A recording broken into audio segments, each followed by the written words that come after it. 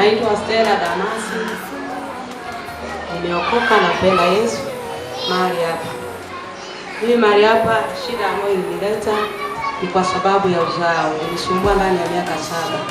Lakini nilipokutana na Ulimsumbua ndani ya miaka mingapi jamani? Wakati unasumbuliwa miaka 7 ulikuwa wapi? Ulikuwa sali wapi? Nilikuwa kwa manabii.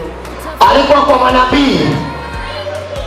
Yaani kuna tatu na kutabilia, tunakomboa kizazi, tunakiinua juu, tunakiwekea mtoto. Hamuna mwaka wa kwanza katoa sadaka. Anatoa sadaka. Uliwahi kutoa sadaka mara ngapi? Mara nyingi hadi nimeishiwa. Akatoa sadaka mpaka akafanyaje jamani? Akaishiwa. Ndakuletea na mwingine aliyewahi kuishiwa, mtoto wake alikuwa anasumbuliwa. Ulipofika hapa, nani alikuleta hapa? Alileta mtumishi wa Mungu Doli. Doli kasi wapi?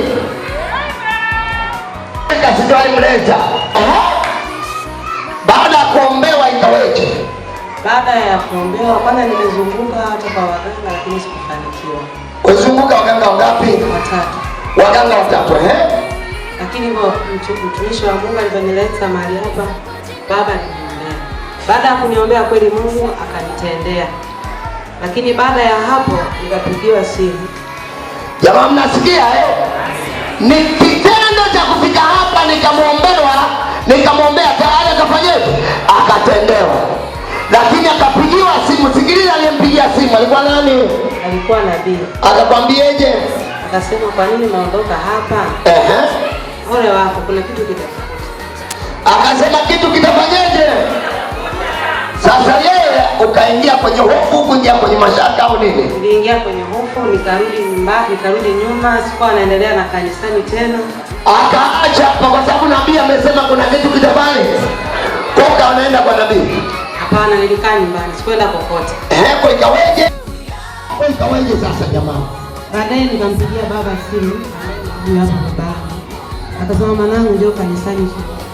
Nilipokuja mahali hapa aliniombea tena kwa sababu huyu baba hachoki kuombea watu. Alinipokea. Akasema mwanangu sihofu nitakuombea ila ukisimama katika madhabahu hii. Kweli nimesimama, aliniombea mpaka sasa mtoto ndio huyu hapa. Namshukuru Mungu wa mahali hapa. Ndani ya miaka 7 ya vitisho ya manabii wa uongo, lakini akajichomoa akasimama hapa. Anamiliki mtoto hili hapa. Waonyeshe mtoto wako, onyesha kama waonyeshe. Mtoto hili hapa. Linaitwa nani? Anaitwa Ivan. Ivan. Pigie Yesu makofi na vigelegele.